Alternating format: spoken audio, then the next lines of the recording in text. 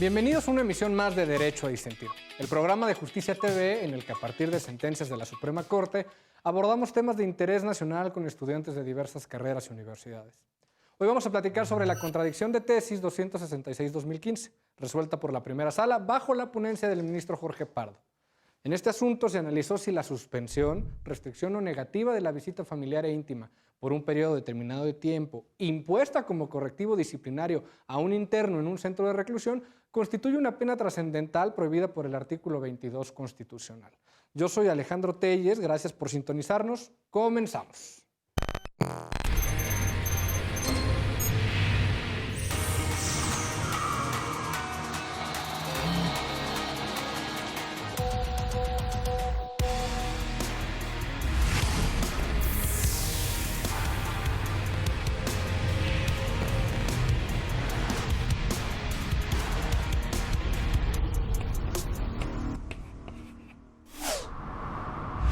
Como les platicaba, en esta contradicción de tesis, la Corte analizó los correctivos disciplinarios que se imponen derivados de un procedimiento administrativo sancionador con motivo de infracciones a la normatividad del propio centro. Estas restricciones a las visitas familiares e íntimas pueden considerarse contrarias a lo dispuesto en el artículo 22 constitucional. Conforme a lo dispuesto en dicho precepto, están prohibidas las penas o sanciones trascendentales. Y esto adquiere relevancia para la contabilización de los términos previstos para la presentación de una demanda de amparo, pues el artículo 17, fracción cuarta de la ley, prevé que ésta puede presentarse en cualquier momento cuando combate alguno de los actos prohibidos en el referido artículo constitucional. Para platicar sobre este tema nos acompañan Alejandro Schmidt, de Ciencias Políticas, del ITAM, y dos estudiantes de Derecho, Cassandra Ramírez, de la Universidad Autónoma del Estado de Morelos, y Frida López, de la Escuela Libre de Derecho. Bienvenidos, muchísimas gracias por acompañarme, qué gusto verlos. Quiero ver que están en casita o guardándose como debe ser.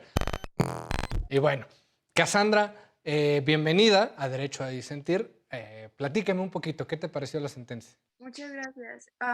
Pues en la primera leída, honestamente yo no estaba de acuerdo con el hecho que no fuera considerado como trascendente, porque ahí mismo especifican como criterio que de ser considerado como trascendente, entonces cualquier correctivo disciplinario en mayor o menor grado va a repercutir en los familiares o personas allegadas al recluso. Y yo me quedé pensando que, o sea, ¿qué pasa en el caso hipotético de que el interno sea padre o madre de familia y necesite ver a sus hijos, ¿no? Me había quedado pensando en eso y como que la verdad no me hacía clic completo de como del razonamiento o el por qué no había sido considerado de tal manera si en México pues la familia es una institución protegida constitucionalmente en su artículo cuarto. Claro. Entonces, ¿no? Pero posteriormente leí otro criterio que emitió la Corte en el 2015, donde menciona que la sanción administrativa trascendental es aquella que afecta de manera jurídica y directamente a una persona por la responsabilidad de otro. Entonces, si bien esta sanción se está utilizando como un medio coercitivo para el interno por una infracción que cometió al reglamento o al manual, no se está aplicando directamente a la familia. Y primero había pensado que, pues bueno, o sea, sí va a repercutir en la familia porque qué tal si lo visitan mensualmente y ahora ya no tienen esa oportunidad. Pero desde mi punto de vista, desde el momento en que se emite una sentencia donde se le condena a cumplir con tal número de años en prisión, desde ese momento ya es trascendente para la familia, desde ese momento ya se está rompiendo o se está desvirtuando este núcleo familiar. Entonces, si vamos con ese criterio que la suspensión temporal, porque es temporal, es trascendental, entonces se podría incluso llegar a impugnar la sentencia de la privación de la libertad porque también trasciende a la familia. Ya, ok, entiendo. Muchas gracias. Alex, bienvenido a Derecho a Disentir. A ver, platícame, ¿tú estás a favor, en contra? Te agradezco la invitación y a Justicia TV. Yo cuando leí la sentencia y la definición de qué es una pena trascendental, me pareció totalmente lógico que diga que esto no afecta a terceros, porque de adoptarse este criterio se tendría que dar muchísimas concesiones. Como dijo mi compañera Cassandra, se tendría que a lo mejor hasta privar la libertad, pues sí afecta a terceros, pero no se podría todo eso considerar trascendental, tiene que afectar de forma más importante o más significativa a terceros. Pero también creo que la misma sentencia refleja que nuestro sistema punitivo está muy atrasado, que no se trata de reformar a los presos. O sea, el hecho de que tengamos una sentencia en donde se les recluye su visita familiar significa que no estamos tratando de hacer que nuestros presos se mejoren. Estamos teniendo un sistema penal que solo se dedica a castigar, que solo se dedica al vil hecho de tienes que cumplir la condena, y no se está reformando, que es el objetivo constitucional. Entonces, refleja un problema mucho más grande que trasciende a la misma sentencia. Tocas un tema interesantísimo que sin duda vamos a regresar ahí en breve. Bienvenida, Frida. Qué gusto tenerte aquí en Derecho a Disentir. Ahora platícame tú, ¿qué te parece? ¿A favor? ¿En contra? Desde mi punto de vista, yo estoy en contra de este criterio. Yo pienso que, digamos, fue una resolución un tanto reduccionista, pensar que el hecho de que si se hubiera votado y aprobado, o sea, que existiera un precedente en el que abrieran la puerta a que otro tipo de sanciones administrativas pudieran considerarse como una pena trascendental, digamos, implicaría un peligro o un riesgo, se me hace como un poco absurdo, porque justamente la labor del juez es, y en este caso de los ministros, es el análisis concreto de las circunstancias particulares de cada caso. Y esta pena, esta sanción administrativa en particular, yo considero que sí es una pena trascendental, porque para empezar, imponer esta sanción no garantiza que el recluso o la persona privada de su libertad no volverá a cometer esa conducta que ocasionó que le impusieran esta sanción administrativa. Es decir, no hay garantía de que eso vaya a ocurrir.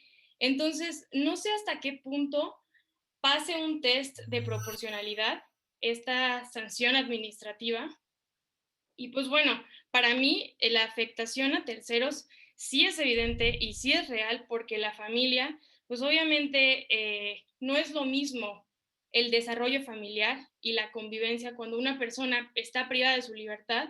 Eso puede tener muchas implicaciones, e incluso me puse a pensar más allá. También puede transgredir el interés superior del menor, porque si al hijo no le permiten visitar al padre, porque me tomé la libertad de revisar el reglamento de los centros federales de readaptación social, y esta pena se impone en supuestos muy específicos. Y los revisé y básicamente, bueno, yo concluyo que no es proporcional aplicar esa sanción por las conductas que ahí se describen, porque es causar alguna molestia o proferir palabras soeces o injuriosas a los visitantes. Digo, eso verdaderamente amerita que te priven de manera indefinida a ver a tu hijo o a tener derecho a una visita íntima. Para mí, por esas razones, y que más adelante voy a exponer, sí es una pena trascendental. Híjole, qué interesante. Sin duda vamos a retomar también este tema que me parece fundamental. Si hacemos un test de proporcionalidad de la medida, tomando en cuenta, como tú dices, los derechos que se pueden afectar y la finalidad que se tiene, que como tal es mantener el orden de un centro penitenciario, a primera instancia a mí también me suena un poquito complicado que pudiera pasar estas 3 gradas, pero vamos poco a poco. Si quieren, vamos a aprovechar que tenemos tiempo todavía y vamos a arrancar desde un punto que dice Alex. Tenemos esta idea constitucional, esta idea muy romántica, me parece, me pueden decir lo contrario, de la reinserción social como finalidad de nuestro sistema penitenciario, ¿no? Hablamos mucho en los últimos años sobre esta necesidad de generar mecanismos eficaces para que estas personas puedan reincorporarse a la sociedad y desenvolverse, ¿no? Desarrollar un plan de vida conforme a lo que ellos quieran. Pero la realidad es otra, ¿no? Cassandra, no sé si... ¿Cuál sería tu opinión al respecto? Nos parece que hacemos normas que atienden para una realidad que no existe. ¿Podemos hablar de reinserción social en México? Yo creo que en papelito se ve muy bonito, o sea, el que en los libros y los propios catedráticos nos digan, no, con este nuevo sistema se está buscando no sancionar a la persona por lo que es, o sea, por todos sus antecedentes, si es reincidente o no es reincidente, sino por el hecho que cometió, e incluso llegar a un acuerdo para así también velar tanto por los derechos de las víctimas como por los derechos del mismo imputado. con todo esto de los derechos humanos en boga, ¿no? Ujú, Y ujú. para que posteriormente, una vez ya que ella cumplió su sentencia, porque para eso es, o sea, ¿por qué tendrías que seguir constantemente estar pagando por algo que ya cometiste? Porque sigues todo este estigma una vez ya que salen de prisión, de que aunque no es constitucional el pedir la carta de antecedentes no penales, sigue este estigma en el ámbito laboral, en el ámbito social.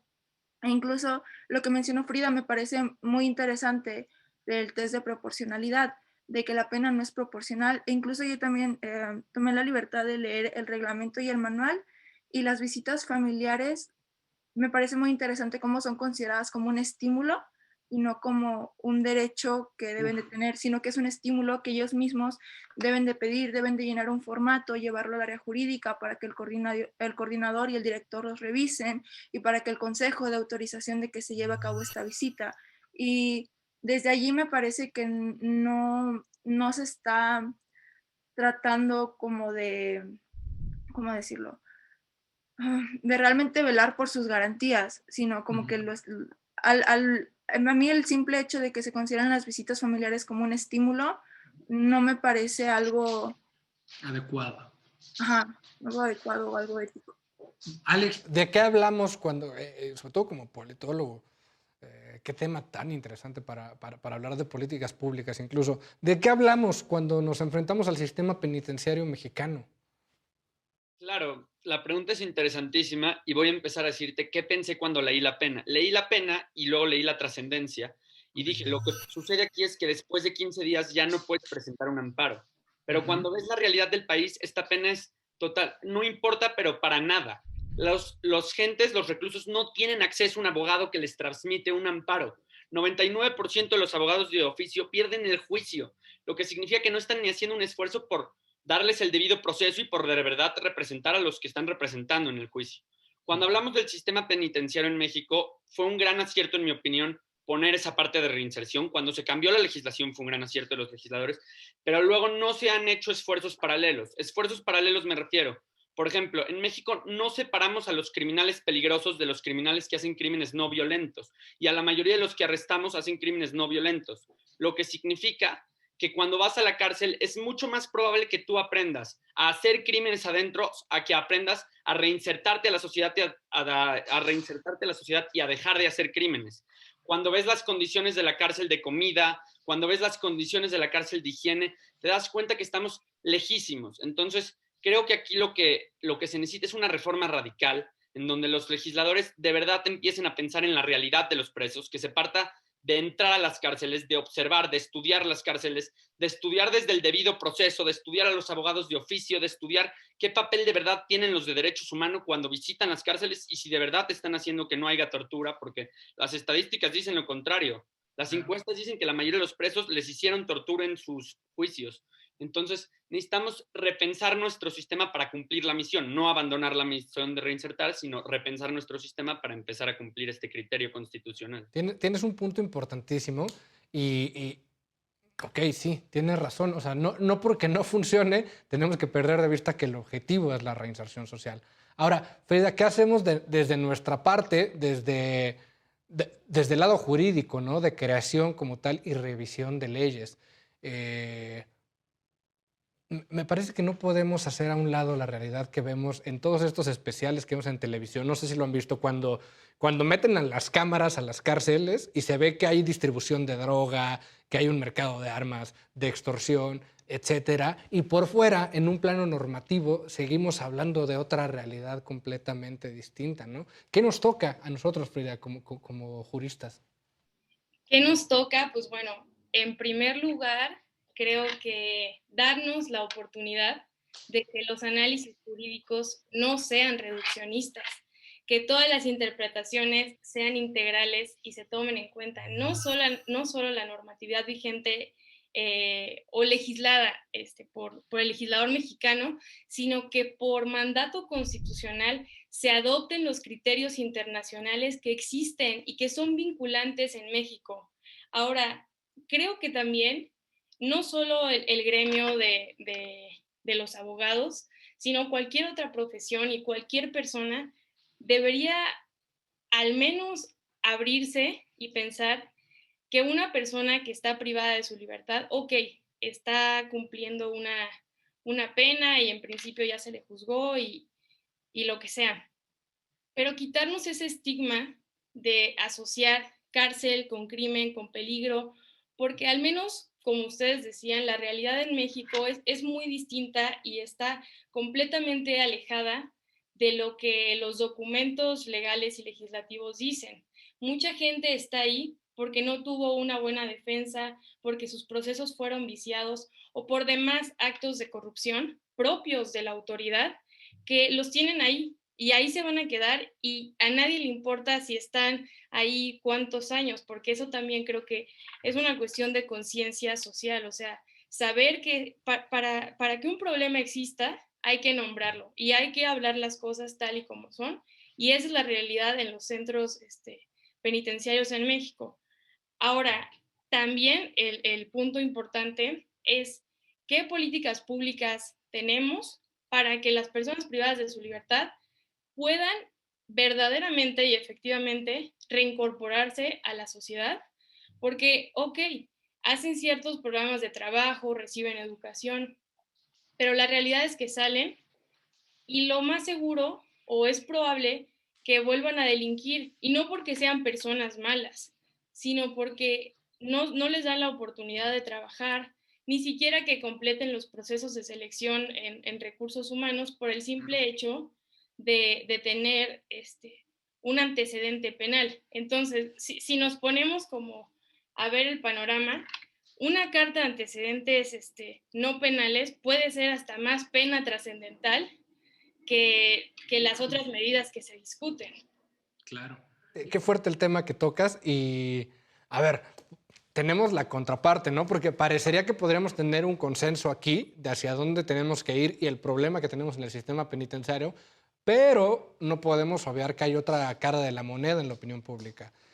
Cuando se empieza a implementar este sistema de justicia oral, este nuevo sistema de justicia penal, salieron muchas voces a comentar que era un grave error porque estábamos liberando delincuentes, ¿no? Y que cada vez iba a haber más delincuentes a la calle. Es una voz muy común decir que actualmente los indicadores de delincuencia han aumentado en atención a lo que es la reforma penal, ¿no? A este entendimiento de que hay muchos delitos que no deben de ameritar que la gente vaya a la prisión. ¿Qué opinas sobre este tema, Cassandra? Pues como acabas de mencionar, es un tema bastante controversial.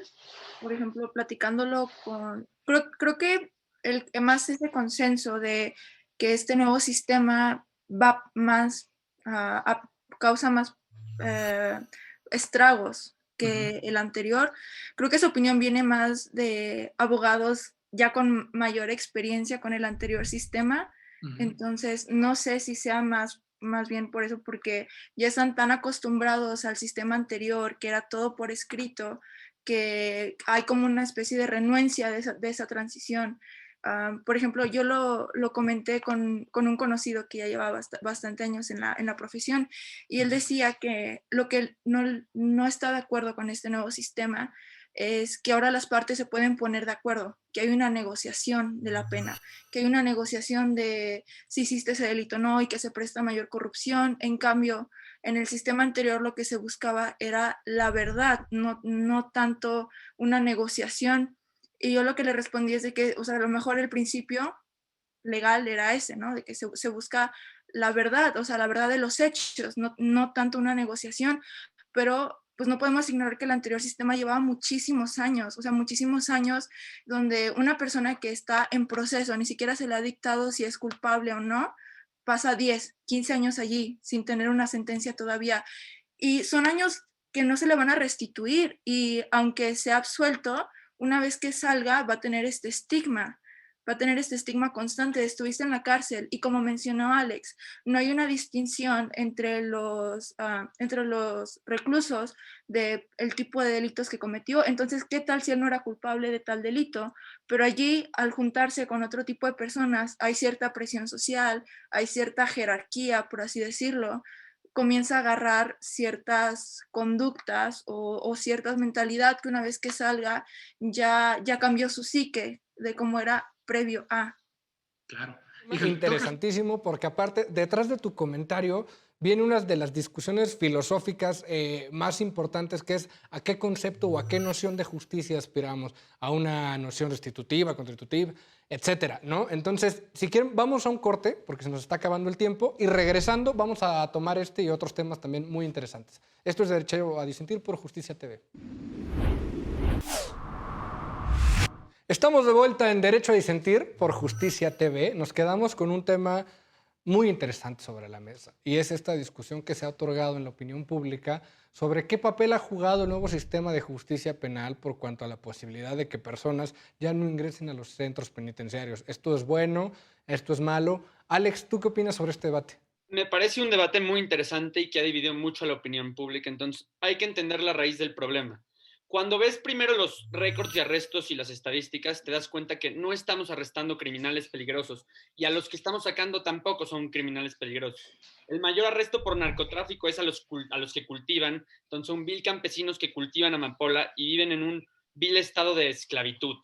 Entonces eso es a lo que estamos arrestando y eso es a lo que hemos empezado a soltar, y en especial a gente inocente. Creo que la razón por la que el crimen ha subido viene de otros lados, viene de una estrategia de seguridad fallida, en donde se legitimó que el ejército esté en la calle, en donde se mata, por ejemplo, se arresta a líderes de bandas, pero cuando tú matas al líder de una banda, lo que haces es una lucha por el poder dentro de esa banda criminal. Y lo que haces es subir la criminalidad, no bajar. Para bajar la criminalidad se necesitan estrategias planeadas a largo plazo en donde entiendas bien cómo operan las bandas y sobre todo incentivos.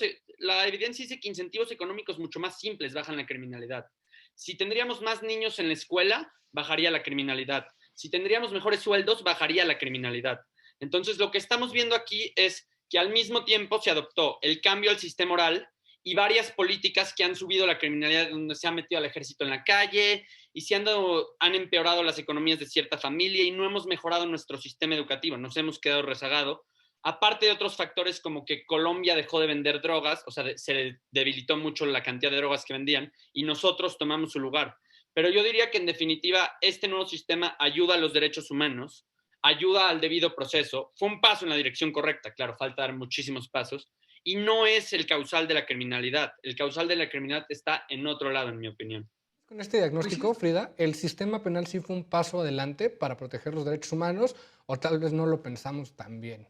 Yo diría que al menos aspira a ser más garantista y a tutelar justamente el debido proceso y la presunción de inocencia, que insisto, es muy complejo y es difícil entender que una persona que comete un crimen va a ser una persona del demonio y todos los adjetivos negativos que se les pueda atribuir, cuando en realidad es que, bueno, si el proceso se lleva bien y el juez determina que la persona sí merece una pena, pues ok, pero no hay tampoco por qué tenerles como querer que se refundan en la cárcel, porque eso no garantiza ni sirve de nada. O sea, justo considero una concepción muy punitivista que poco sirve y tampoco se va a reflejar en las estadísticas de qué tanto se delinque o si va a disminuir o no. Creo que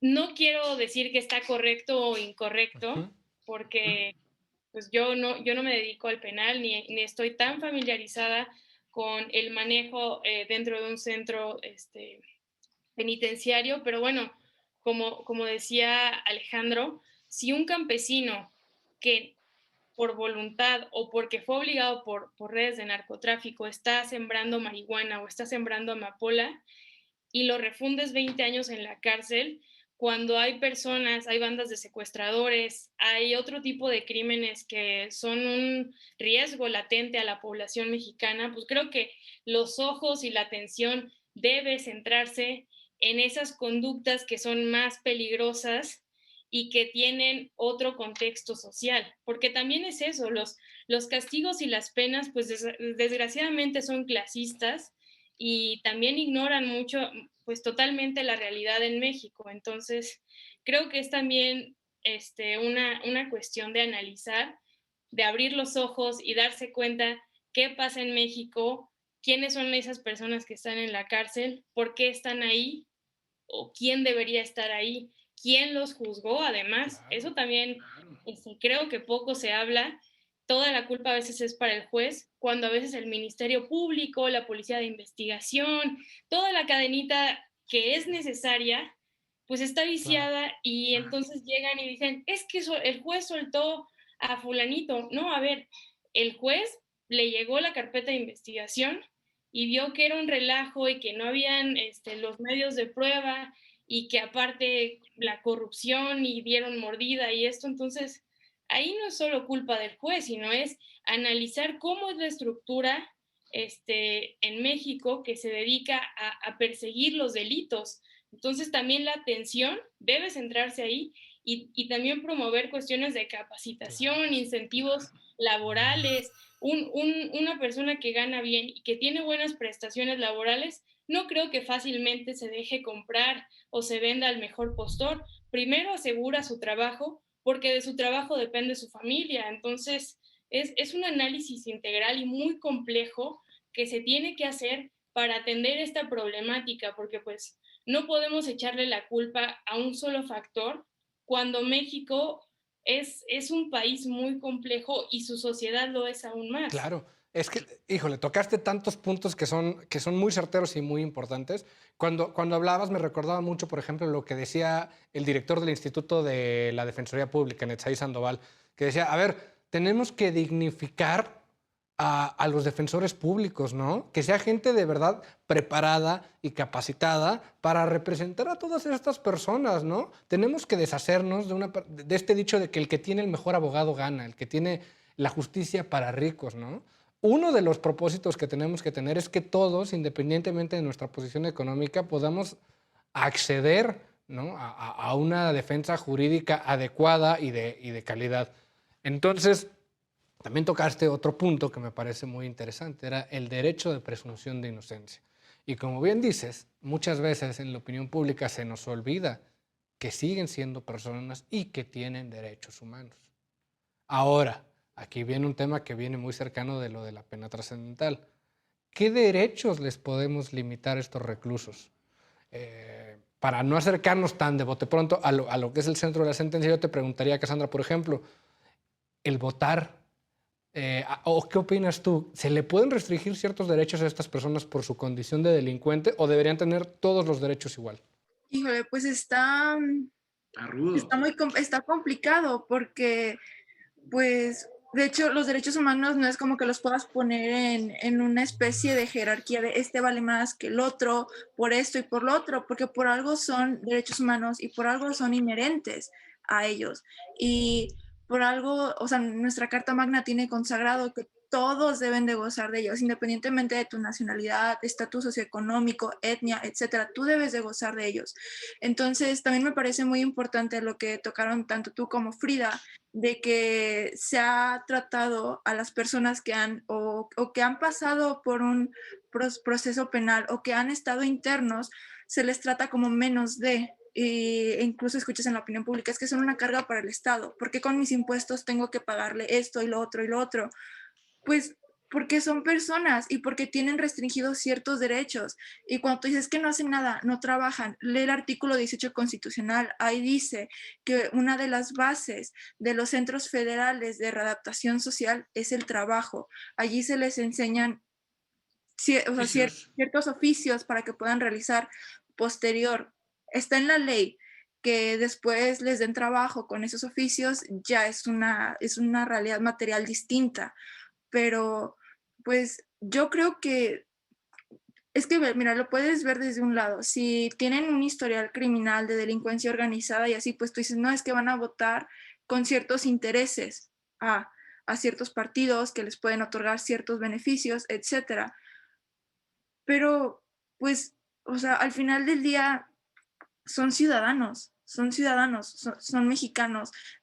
Yo opino que la restricción a sus derechos humanos no debería ser tan tajante o tan genérica para todos, porque no todos están allí por un delito grave. O sea, ¿qué tal si fue por un robo menor, robó un carro, nada más? ¿Por eso ya no puede votar?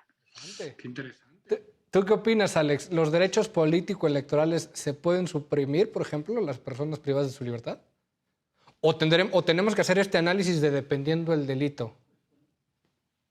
En mi opinión, no tenemos que hacer el análisis dependiendo del delito. En mi opinión, no se deben de restringir el derecho político. Yo creo que si les vas a restringir un derecho, tiene que ser por alguna razón, entonces. O porque representan una amenaza para la seguridad o libertad de algo más, les puedes de restringir un derecho, por eso se les mete a la cárcel. También podrías restringir un derecho para generar cierto sistema de incentivos. Nunca debemos disasociar la ley con los incentivos. Es muy importante tener presentes los incentivos económicos. Y al final de cuentas, el mayor objetivo, lo que mayor cumple esto de meter a la gente a la cárcel y de dar ciertas penas hasta económicas a ciertas sanciones, es que la gente se comporte bien, es incentivar a la gente a que convive en una sociedad. Pero el restringirle sus derechos político-electorales, ¿qué logra? ¿Qué logra realmente? Yo no creo que logre nada. No creo que los que estén afuera de la cárcel seamos ni más ilustrados ni mejores. Yo no creo en estos argumentos elitistas de que solo deben votar los que son más inteligentes. Todos podemos hacer un error al votar por alguien. No protege los derechos de nadie más, no asegura la seguridad de alguien más. Entonces, ¿por qué? La pregunta es, ¿por qué les restringirías el derecho a votar? Y yo no encuentro una razón válida de por qué restringir este derecho específicamente. Qué interesante. Y pues sí, entiendo tu punto de vista. Habría quien podría decir que una persona que daña a la sociedad intencionalmente, pues quién sabe si tenga la misma capacidad o legitimidad para decidir, ¿no? ¿Qué rumbo de país tomamos? Pero entiendo completamente tu punto. Ahora, en este tema que mencionabas, Cassandra, sobre el derecho al trabajo que tienen estas personas, de generarles un oficio y de que se vayan enfrentando poco a poco a una realidad en la que van a estar cuando salgan, surge otra pregunta bastante interesante. ¿Qué opinan que la privatización de las cárceles pudiera generar mejores incentivos y reducir los costos para la sociedad? ¿Esto qué quiere decir? Efectivamente, cada persona que está presa le cuesta al Estado dinero. Es directamente asimilable a una cantidad que el Estado tiene que egresar anualmente para que esa persona siga ahí en la cárcel.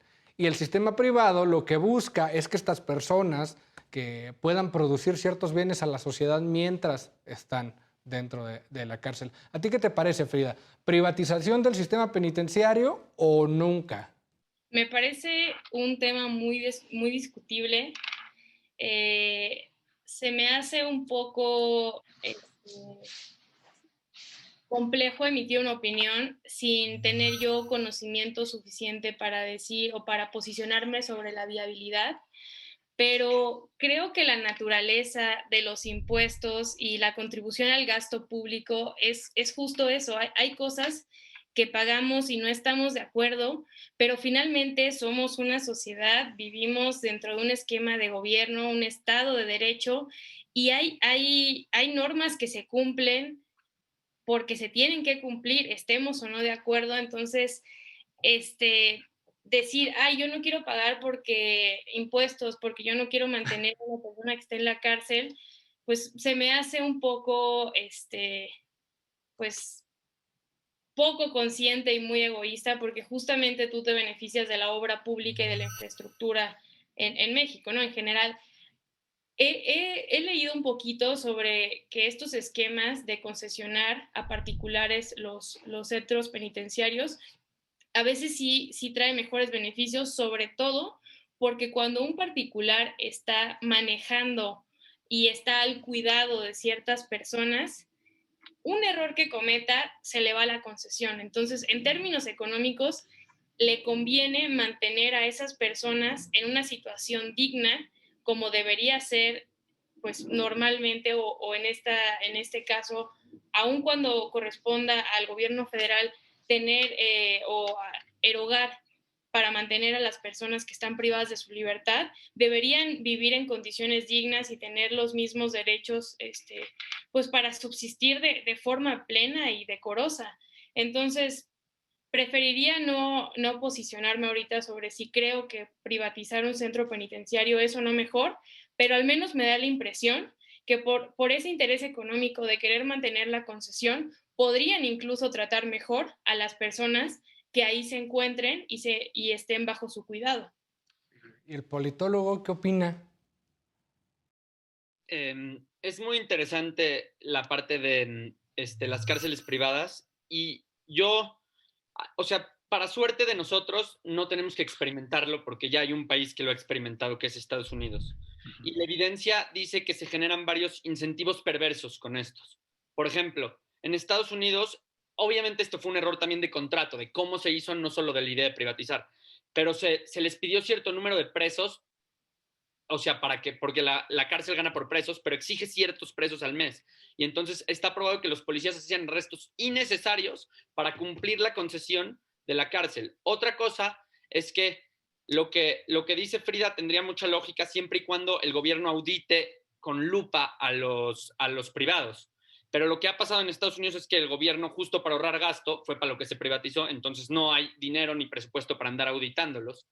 Y a diferencia del gobierno, digo, no estoy diciendo que el gobierno en la práctica vele por nuestros intereses, pero el gobierno por lo menos esa sería la intencionalidad. Y el privado no tiene ese incentivo, no tiene esas ganas, hacen lo más efectivo económicamente. Si tienen que cortar costos en peor comida, cortan costos en peor comida. Si tienen que empeorar las condiciones y les ahorra dinero, lo van a hacer. Ahora, eso es el ejemplo de Estados Unidos. Y hay que aclarar, en Estados Unidos su sistema carcelario público, las cárceles que son públicas, están lejos de ser perfectas, pero tienen un nivel de respeto a derechos humanos muy superior al de México. Entonces, para México podría ser una solución práctica, porque allá está probado que las cárceles privadas violan más derechos que las públicas, pero no sé si eso se replicaría, porque allá las cárceles públicas violan menos derechos humanos. Entonces, como una solución permanente lo rechazaría, pero como una solución temporal, en lo que ajustas tu sistema penitenciario, en lo que ves los objetivos, podría ser una solución bastante interesante, habría que explorarla. Tocas un tema súper importante y creo que es a destacar, porque cuando hacemos estos ejercicios comparativos con Estados Unidos, muchas veces cometemos el error metodológico de creer que los resultados que se van a dar allá o que se dieron allá son inmediatamente trasladables acá, ¿no? Y como tú dices, tenemos que partir de que son situaciones completamente distintas. Y como bien sabes, cuando cambias una de las variables, probablemente puede cambiar el resultado, ¿no? Eso me parece fundamental. Ahora, retomando un poquito el aspecto jurídico, Cassandra, en la sentencia analizamos un poquito cómo juega esta sanción de carácter administrativa dentro o fuera del procedimiento. ¿A ti qué te parece este tema? Me parece bastante interesante porque honestamente yo desconocía cuál era lo que había detrás de antes de imponer una sanción administrativa. O sea, yo tenía erróneamente la concepción de que el interno cometió alguna infracción al reglamento e inmediatamente se le imponían de manera arbitraria. Pero no, de hecho existe todo un procedimiento donde primero el área jurídica elabora un acta administrativa donde se tienen que detallar de manera precisa cuáles fueron los hechos que se le están imputando, cuál fue la fracción o el artículo del reglamento que infraccionó y el por qué, para posteriormente llevarlo al consejo y al director técnico para que se le notifique, para que pueda comparecer. Es decir, se están respetando todos los principios básicos del debido proceso, que es el derecho a la audiencia y el derecho a la defensa, donde mismo en la audiencia el interno se puede defender, puede argumentar y ya posteriormente se analizan cuáles son las pruebas en su contra y lo que él argumentó y ya se le tiene que notificar de manera personal si se le va a imponer alguna sanción o no y cuál es, y no solo eso, sino que también tiene el derecho de mostrar su inconformidad ante el coordinador general, él o sus familiares incluso. Entonces eso me pareció bastante interesante, que existe todo un procedimiento y que si bien no se lleva ante el juez que emitió la sentencia y se podría argumentar es que no es un proceso como tal, porque no se llevó con el juez, no es judicial, es administrativo, es fuera de. Y me parece interesante el contexto previo antes de que la Corte emitiera el criterio que dijera, no, si es un procedimiento porque se están respetando los principios generales del debido proceso. Y era que antes se quería encuadrar como la fracción cuarta del artículo 17 de la Ley de Amparo menciona que aquellos ataques contra la libertad personal fuera del procedimiento es un excluyente del plazo genérico de 15 días para interponerlo. Entonces se puede interponer en cualquier tiempo. Y lo que se hacía era que, o el mismo el mismo recluso o sus familiares pedían al abogado que mandara este amparo indirecto para que se realizara la suspensión de plano. Es decir, en este caso hipotético, que se suspenden las visitas familiares, iba con el juez de distrito y el juez de distrito de oficio tiene que admitirlo y tiene que decirle a la autoridad responsable, hey, cesa esta sanción que impusiste, por lo menos hasta que se resuelva el amparo. Entonces, por así decirlo, el recluso tenía el beneficio en lo que se resolviera. Él podía seguir con sus visitas familiares o cualquier otra sanción que se le impuso.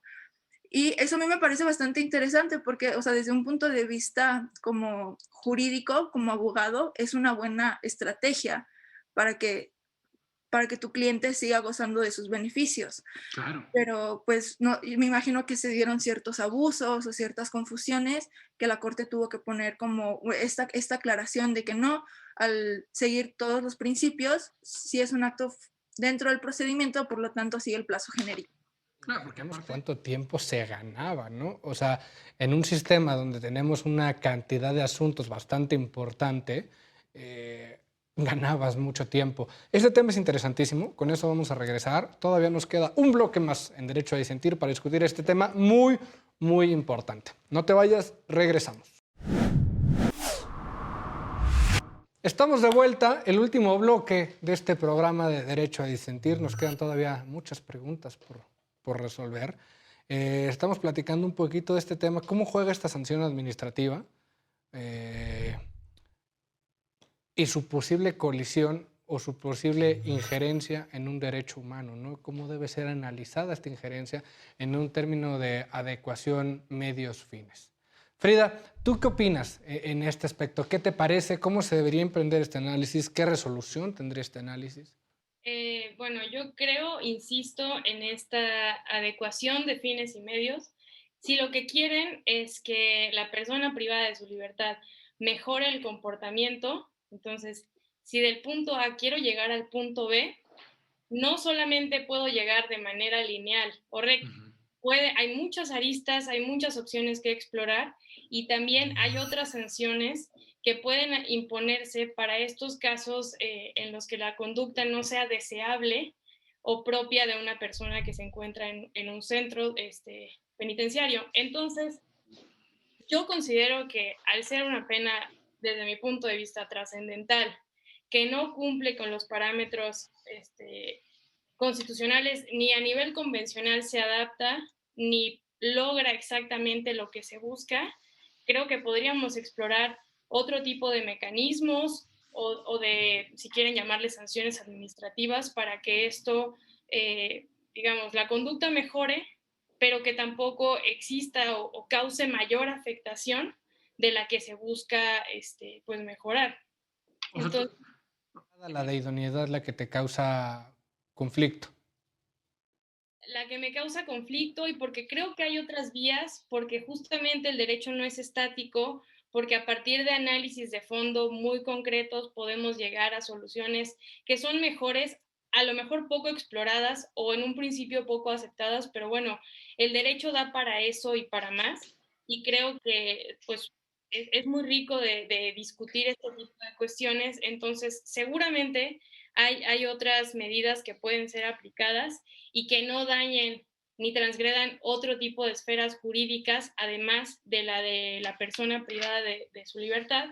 Y porque también me parece que al momento de imponer estas sanciones, de manera genérica se prohíbe la tortura, el maltrato y todas las medidas que en principio dañen la salud física y mental. Y debemos entender que la salud es de amplio alcance, por lo tanto sí tienen que proteger a la persona que está privada de su libertad, porque no deja de ser persona con independencia del delito por el que se le condenó.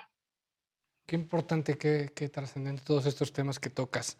Creo que este programa nos ha permitido analizar múltiples aristas de la problemática. Nos fuimos desde lo más general a estos puntos más específicos. Se los agradezco porque me dejan temas para reflexionar durante toda la semana. Como bien mencionaban, muchas veces es complicado en materia de legislación, en materia de política pública, analizar un problema que tiene tantas dimensiones y que involucra tantos factores, ¿no? Tocamos defensa adecuada, necesidad de mejorar ciertos mecanismos, el tema de las prisiones, los posibles debates sobre qué tipo de justicia se busca acceder con un nuevo sistema de justicia penal, etcétera.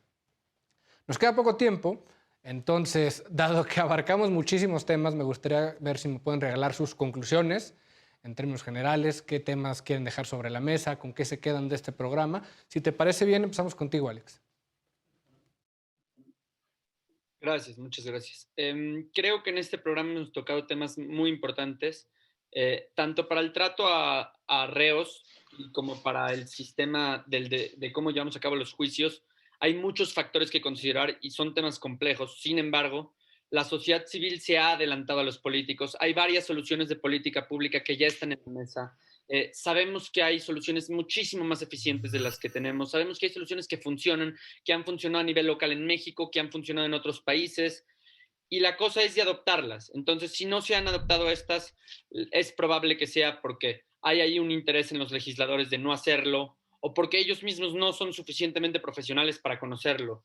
Y en estos diversos factores necesitamos nueva legislación, necesitamos adoptar la evidencia que ya tenemos, escuchar a la sociedad civil y necesitamos exigirle a nuestros legisladores que se lleven a cabo este tipo de soluciones innovadoras y que conocemos que funcionan.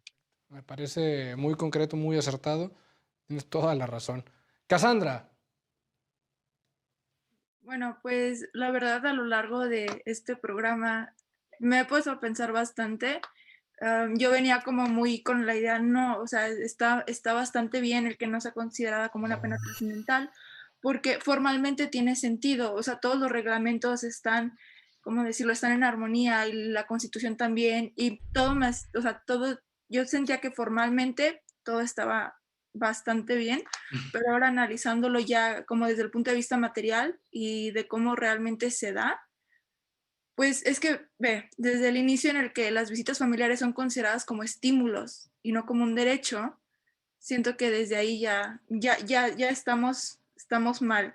Y luego concuerdo perfectamente con Alejandro al mencionar que necesitamos un cambio de legislación y también como mencionó Frida durante el debate, no solamente es el juez quien emite la resolución y no solamente toda la responsabilidad recae en él, sino que existe todo un personal detrás de que necesita de capacitación, de distintas perspectivas y nuestros legisladores también necesitan legislar, valga la redundancia, con perspectiva socioeconómica, porque muchas de las personas que se encuentran dentro de estos reclusorios son personas de bajos, escasos recursos, personas que no tuvieron una educación propia y ahí vamos, las políticas públicas también tienen que estar al pie del cañón con ello y los legisladores también, o sea, creo que tenemos que dejar un poco a un lado la parte teórica de la ley, tiene que ser genérica, tiene que ser abstracta.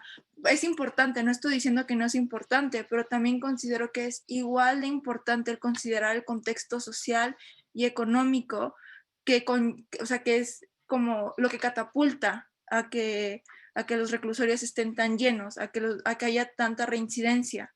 Creo que hay que hacer un análisis bastante amplio e íntegro para poder llegar a una solución adecuada. Mi estimada, terminamos contigo. Platícanos qué te deja este programa, qué conclusiones te llevas. Las conclusiones de todas las aportaciones que dijimos y en particular de lo que versa la contradicción de tesis, yo diría que nos quitáramos esa visión o esa perspectiva de que en este caso en particular, por la prohibición de las visitas familiares y las visitas íntimas, que no es un beneficio promover un amparo indirecto, ni es ganar tiempo tratando de cambiarle la naturaleza jurídica a la medida, sino que es un derecho, que la visita es un derecho y que las condiciones dignas de una persona privada de su libertad deben permanecer y que eso no se debe poner a discusión ni disfrazarse de una cuestión meramente formalista o de plazos. Entonces, creo que es importante entender que hay muchas maneras de resolverse los conflictos y que en este caso en particular se debe optar por aquella que cause el menor perjuicio y que no sea una cuestión que salga de las paredes del centro penitenciario y afecte a toda la familia, y que a partir de, considero yo, análisis o precedentes reduccionistas, punitivos o tan prohibitivos, también se cierra la puerta de acceso a la justicia, que no debería ser así. Y pues bueno, yo creo que es importante recordar eso, que las personas que estaban privadas de su libertad siguen siendo personas, y que ponerse la cachucha de decidir si se les deben restringir tajantemente los derechos, pues casi podríamos asimilar a la condición de esclavo que hace muchos años en Roma pasaba, y que a nosotros nos parece chistoso o ridículo ver cómo ahí por orden de una persona con las facultades para determinarlo, te eliminaban del plano jurídico, y pareciera que eso está sucediendo dentro de las cárceles en pleno 2021. Tienes muchísima razón en todos tus argumentos. Creo que llegamos a conclusiones bastante interesantes. Ojalá y tuviera más tiempo para seguir platicando con ustedes. Les agradezco mucho abrirme este espacio. Sigámonos cuidando, sigamos en casa y tomando todas las precauciones para no contagiarnos, porque de esto pues, vamos a salir adelante, ¿no? Creo que llegamos a un punto donde reconocemos también que tenemos una deuda histórica con los más desaventajados, con los más pobres, y que hablar de justicia tiene que ser hablar de justicia para todos, ¿no? La única forma correcta de poder hablar de meritocracia es cuando haya igualdad de oportunidades. Yo soy Alejandro Telles, muchísimas gracias por acompañarme. Esto fue Derecho a Disentir por Justicia TV. Nos vemos en la próxima.